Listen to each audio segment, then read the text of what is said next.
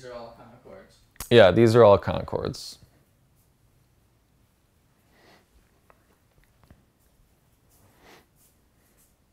I think there's 350 to 400 pairs here. Most people are not doing it anything close to full time. I've had, yeah, well over $1 million in gross sales.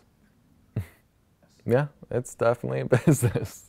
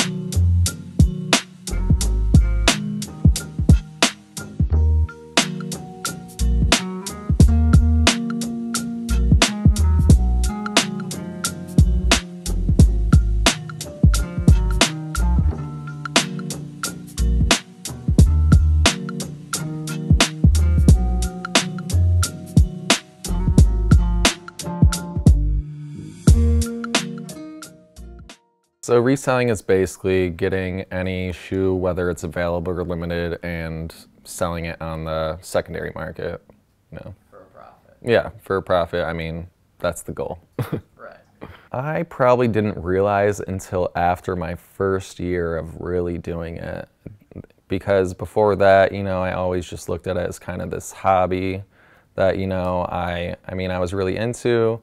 But yeah, when 2016 came, I think it was, you know, that's when the first KANYE shoes started releasing with Adidas. The retail on the first Adidas Yeezys, the 350s, they were $200 retail. And, you know, I mean, I never got too many. I got maybe 5 to 10 pairs of each release. But, you know, I didn't sell any of them. I just held them all for a year or so. And when I went to sell them all, they were probably between, I mean, depending on what size you had, they were all between $1,000 and $2,000. It was just a guess, especially guessing off how the Nike KANYE releases went and how much in value they went up or stayed up in value. I'll never forget the day that the Red Octobers dropped. You know, I was there when it happened and I was in line for them, and yep, I lost. But in this room, I'm also, these are just, you know, a bunch of different Jordans that I've either been holding on to from last year or that I've acquired this year. And yeah, you can just flash in there. You can step in if you want. It's really packed. Yeah. Yeah, so the models in there are Jordan 13s, Jordan 1s, Jordan 11s, Jordan 3s, and Jordan 4s. Yeah, that's actually all that's in there. Yeah. Are you sitting on those to resell or what? Some of them I am, some of them I'm selling now. It all just depends on how I feel the market's going. I've moved around 7,000 to 8,000 pairs of shoes. That first year, I probably did around 200,000 in gross sales. But then the next year, you know, I probably doubled that. And then the year after that, I didn't double it. I probably went up another 50%. And this year it's consistent as far as last year. So probably what I have right now would probably be around 1,500 pairs of shoes in my stock. That's actually a lot more than I normally have. Like, I'd say the 3 years before this, you know, I definitely had under 1,000 pairs each year. But this year, there's just been a few things that, you know, I couldn't pass up, and I just spent everything I could. This year, I'm probably selling around 60 to 70 a week. Yeah, I'm always profiting still. I very rarely lose on a shoe.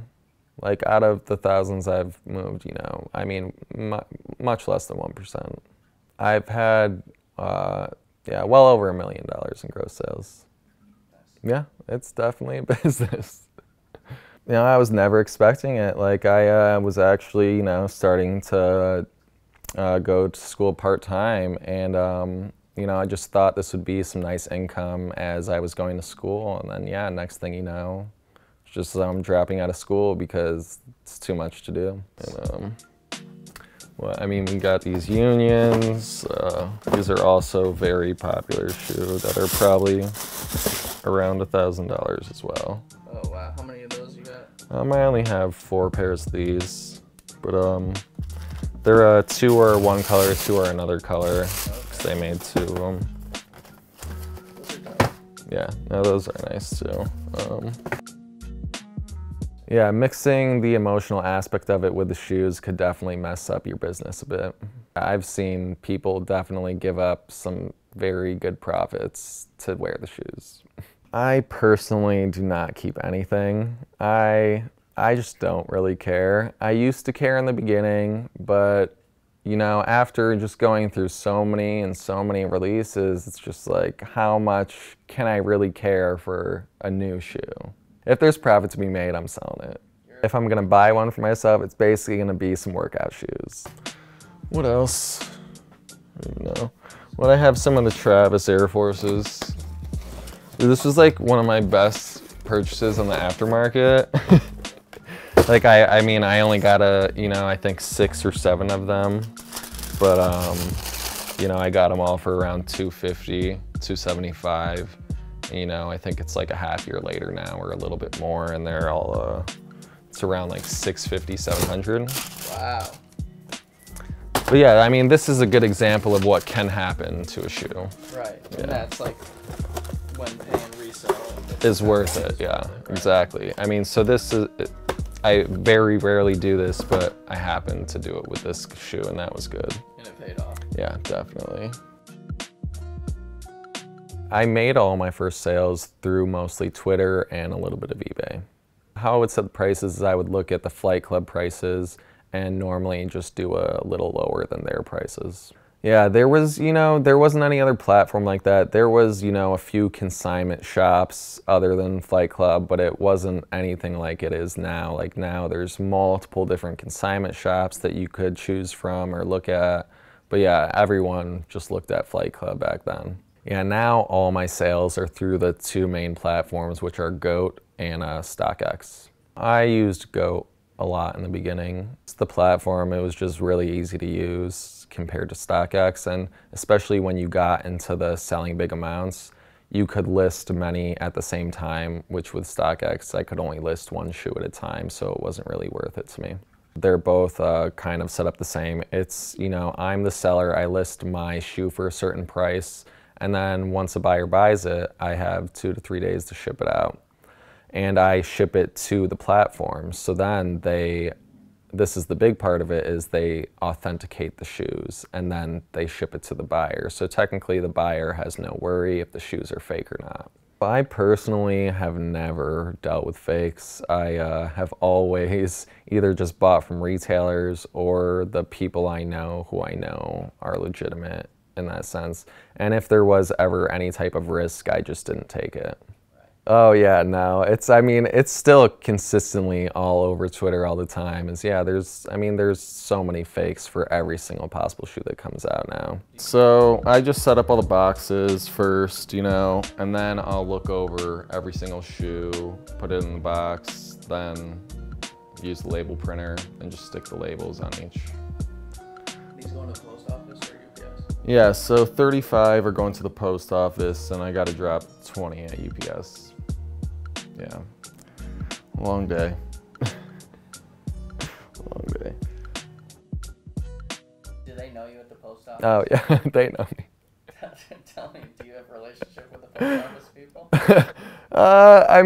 It's the same guy I just see every single time. Yeah, he knows, when I walk in, if I only walk in once, it's like a surprise to him, because normally I'm making multiple trips in and out to bring the boxes in. He doesn't mention anything to me unless it's an absurd amount, or if it's only a few or 5 to 10 packages, he'll be like, oh, this is a light day for you. And what's an absurd amount? An absurd amount I would say is 40 plus in a day. Yeah, the UPS store, I've more recently been sending out more there, so they're not as used to it as the post office. But you know, I come in a couple times a week with 20 or 30 packages, and yeah, each time they're just so surprised. I normally do get asked about my business, and I talk a bit about it, but yeah, just a simple explanation of it. So these are the animal, yeah. Love those. I think these came out last year as well. Yeah, tip those for. Those are Atmos or? No? Yeah, these are the Atmos. Yeah, those are so fresh. Yeah, What no. are those at right now? These, it depends on the size, but I sold a couple, I think 11s for around 400 and like one of the smaller sizes for almost 500. How many of those you got? I think I've sold around 10 or so of them, and I have maybe 10 left. A lot of it is the blogs, but most of it's all based off of Twitter. And I think that's where I got most of my information from, definitely. Like one of the blogs did put out a list of like the 25 top people to follow, and that is really what I did. And when I did follow those people, I just became closer with some of them, and they really did give valuable information.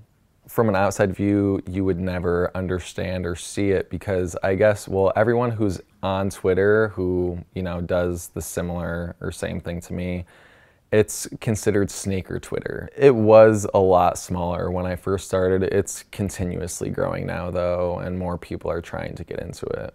Well, I think it's a lot easier in a certain way now, but to actually be able to get into it and see the information that I was getting years ago. But as far as how easy it was to get the shoes and things like that, it was much easier years ago. So in here, it's a lot of Jordan 1s or off-white Nike shoes and some Yeezys that are a bit more sought after. Yeah. Go for it. Yeah. Yeah. So yeah, I mean, this room, I'd say the majority is Jordan 1s. Yeah. These are all the Jordan 1 boxes. And yeah, most of them are from last year. A chunk are from this year, but I'm just holding them to see what they can do. This, I mean, this whole sneaker resale industry, I mean, it was always somewhat around, but the 2011 Jordan 11 Concord release, it really brought it to a whole nother level, at least what it seemed like to me. I mean, I personally didn't buy any back then, but my brothers actually did. And the hype on that release was one of the craziest things ever. I think that helped bring outside people who weren't that interested in shoes into the industry because they saw how much demand there was for something like that. The first pair I sold for a profit. It was the Jordan 4 Breads. Back then, honestly, it was basically everything. Anything that was limited in availability basically sold when it came to Nike, Adidas, or anything. It was rarely did the model matter or anything. Basically, like, yeah, like every collaboration sold. A lot of even like the Nike basketball stuff was selling, which now that industry is dying, you know. But yeah, and Adidas really wasn't much of anything back then.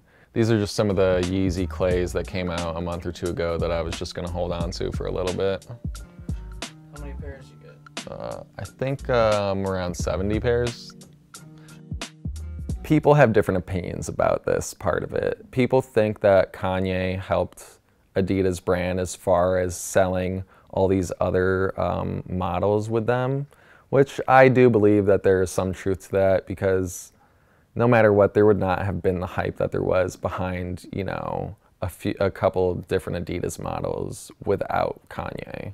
Like, I don't deny that they wouldn't have sold still, just as far as the resale aspect, I don't think would have been there as much. At first, everybody was very skeptical of the whole, you know, Kanye, Adidas. They thought like, oh, they'll just be able to do, you know, some collaborations that are small in quantity and that'll be it, you know, just a few releases. But, you know, each release, it just kept going really well for Adidas, it seemed, and like the hype behind them was just insane.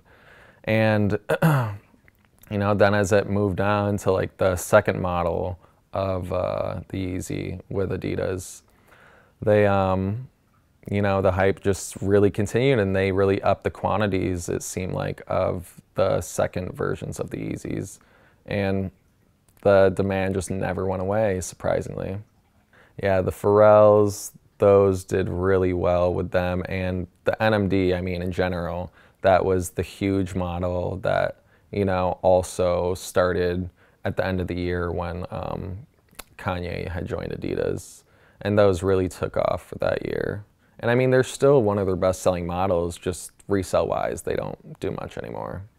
Yeah, so I mean, for that, I'd say for like a good year or two, like, it was the majority Adidas. It's not that Nike didn't resell anymore. It's just, as far as what I was getting in my inventory, Adidas was clearly much more than what I was getting from Nike.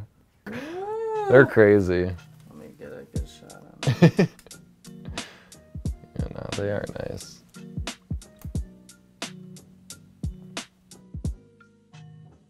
As far as the resale business goes, it's clearly back in Nike's court. Like, they definitely release the most things that resell for a profit. Adidas, not so much anymore, but that's mostly just because, you know, they took their popular models that did resell and they just upped the quantities a giant amount. And at that point, it's like, you can only resell something so much if it's not limited. Yeah, I think Nike overproducing certain shoes is exactly what made Adidas grab that hype in the first place. And now it seems like the kind of opposite's happening with Adidas and Nike's grabbing the hype back. Yeah, off-whites are pretty nice too.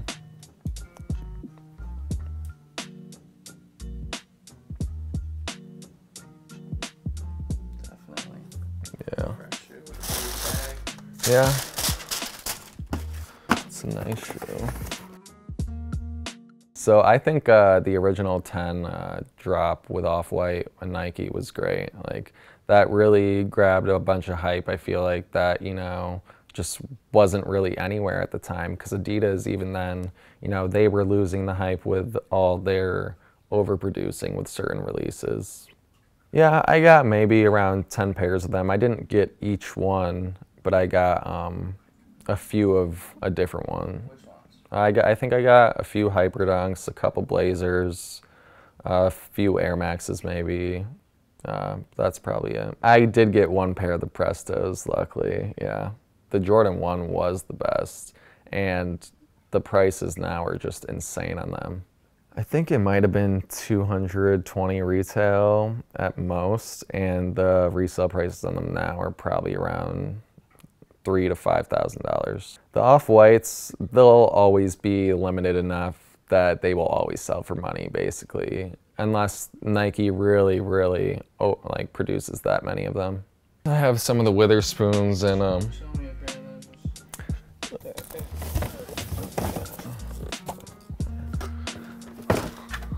So these are the very popular Air Max shoe last year.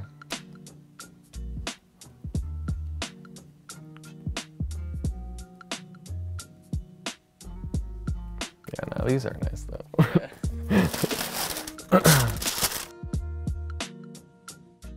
Every single year, Nike, I think it's March 26th that it's like their Air Max Day or whatever. And each year I feel like they try to do something special for it. And the year before, people had voted for what design they wanted to see on the Air Max the next year. And the Sean Witherspoons, I guess, were the most voted at the time. And they're a pretty nice shoe and everything.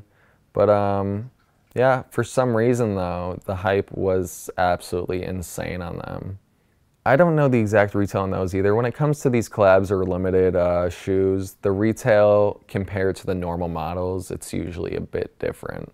But I would say I don't think the retail is anything over 200. Yeah, right now the shoe's selling for I think 1,000 to 1,200. Yeah, I have a few. I wish I had got more, but yeah, a bot did hit for me on this release. A few of them I did get myself as well, maybe close to 10, but yeah, mostly bot. So a bot is basically, you know, an automated program that can go onto a website and buy a specific shoe for you. When I first started, they were barely around. Like, if people were using them, you know, it was only a handful of people. Now, I mean, just over the years, it's just consistently gotten to be more and more, and now there's, you know, a bot for every possible site, multiple bots for the same sites, you know. And then anyone who really is running bots now, they're running many bots at the same time, not just one. The bot business is basically its own separate business from the shoes, and people will create, you know, a developer will create a program, and they'll sell it for, most of them I'd say for between $100 to $300. Per person. Yeah, per person, per copy. In the beginning, that's basically how it was. There was just bots that were out, like a few main ones, and there was just, you know, they just always had them available. So anyone, if they wanted, they could buy them. Now, yeah, basically, there's so many bots coming out, but the whole thing with the bots now is they sell out. So the bots themselves, you could resell technically, but So there's a resale business for the bots. yeah, there's actually a separate resale business for the bots now. The bots will win almost every single time. There has been so few circumstances that they don't win. Yeah, I mean, the websites have been saying for years now how they're trying to stop the bots or they're trying to combat the bots, but it's like, how much has it really worked? So Nike created the sneakers app, and I think that was partially an attempt to stop bots, because when they created that, to have an account with the sneakers app, you needed to verify a phone number. But at this point, people have learned ways to get around that, so having to verify a phone number doesn't really mean anything anymore. Yeah, the sneakers app is totally botted. And it actually doesn't work half the time, or it doesn't work for most people a lot of the time, and it still ends up probably getting in manual user's hand most of the time. But with a sneakers release, there's, you know, especially if it's something popular, there's probably more than 1 million people trying. So it's just total random luck at that point. But I also have it's the 95s too. It's not just the ones. I like those. Yeah. Well, the 95s are just a bit different. Yeah.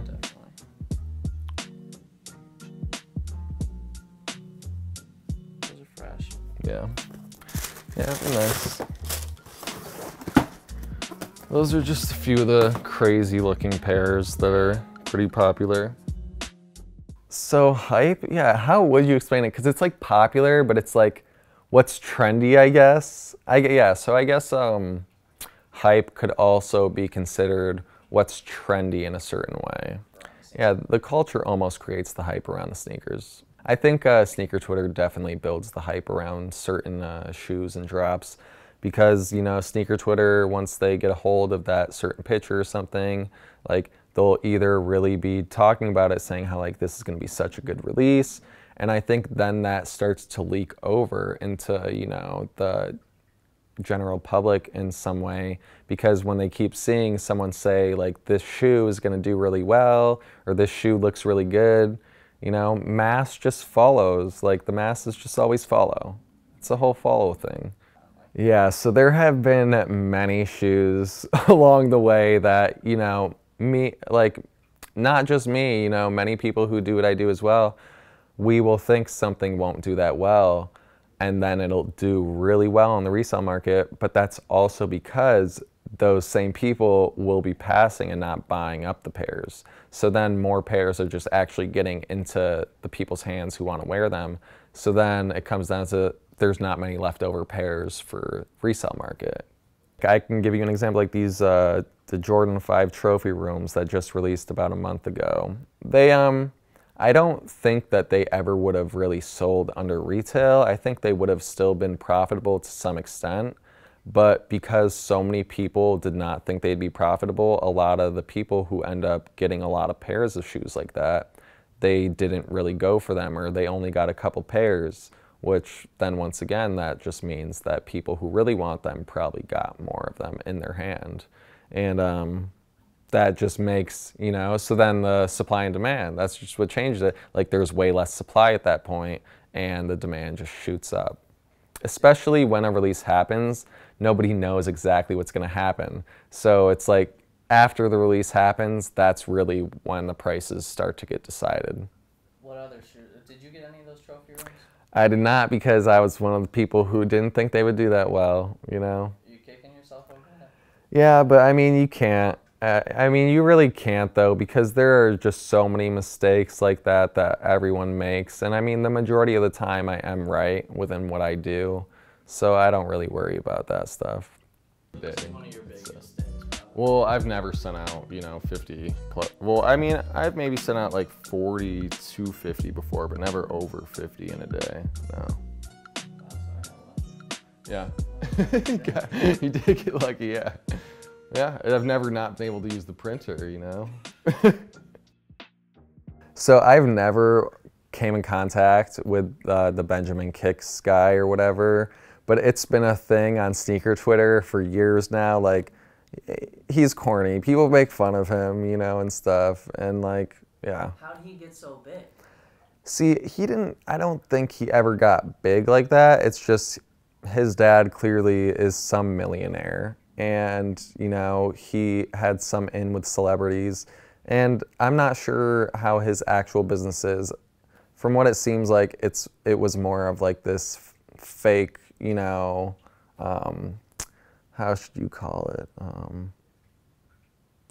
You know, it seemed like his business was mostly for show. It didn't, yeah, it didn't seem like he was really profiting. I mean, he said he was, but it didn't seem like that was actually the case. Would you stack your numbers against this? I mean, yeah, I think so.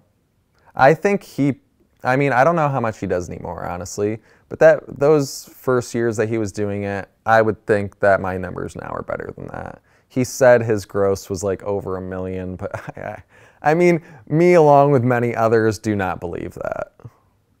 And like, if he could show me proof, I would gladly, you know, salute him, but like, yeah, no, I don't think that's true. A lot of the things he would get as well, he's getting it already on the aftermarket, or he's getting it early. He's not paying retail prices for things. He's paying resale. And it's not that he's not profiting as well, it's just him paying a higher price already. He's taken a bunch of the profit he would have got out of it, you know, out of it. I so rarely do. The only way I pay resale value is if I really think a shoe is going to go up that much in value later on. I think it was the Shedder Backwards or whatever.